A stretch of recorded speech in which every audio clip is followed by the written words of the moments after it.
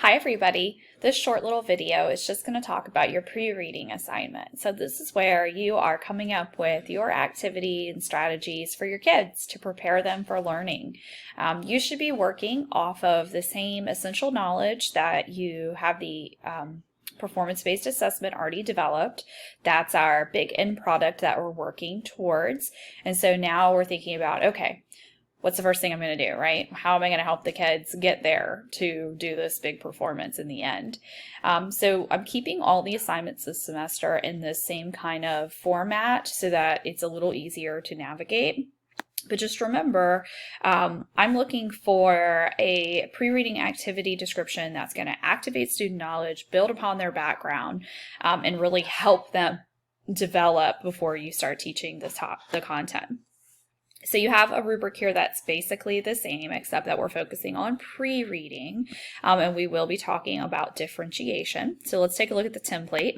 I've decided this semester I'm going to give you templates for all the assignments to better help you scaffold through what the expectation is. And I think that if I keep them all very similar, it'll just be easier for you going through.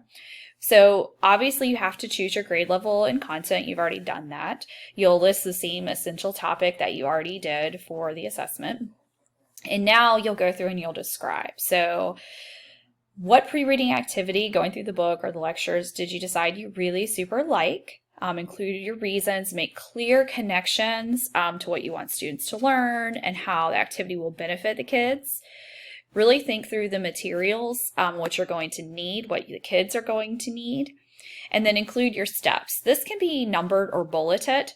Here, you can just write it out in a big list if you want to, but make sure you're giving all the steps so that, like, if I was your assistant and I came in, I could go ahead and do this part of the lesson with them. And then also talk about differentiation. So where in, say, step 4 is there going to be a choice for students? So you might say, well, for my English language learners, I might ask them to do this instead. And thinking about choice, because that's really the heart of differentiation. And then the impact. So what are you expecting to happen from here? So what in the learning cycle would come next?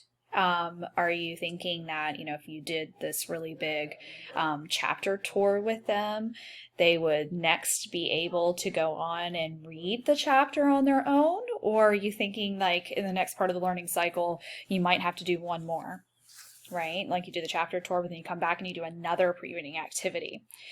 And then, of course, format, use these bold headings, use this template, make sure it's written correctly. Give it a good proofread or have a friend proofread it for you. But that's the pre-reading activity. Some students say that in order to really prepare the students, they find they need 1 or 2 kind of pre-reading activities from that graphic organizer, and that's fine. Some people plan really large activities and they're like, I did 1, but I pumped it up huge. Okay, that's fine too.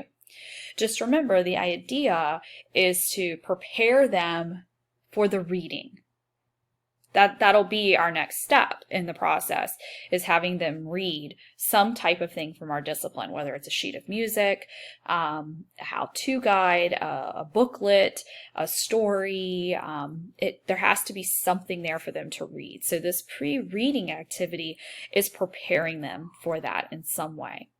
And as always, I encourage you to think about what you like as a student, because those are the things that you will also enjoy teaching, and you'll spark that love with your kids, and that's what it really is important at this point in the process.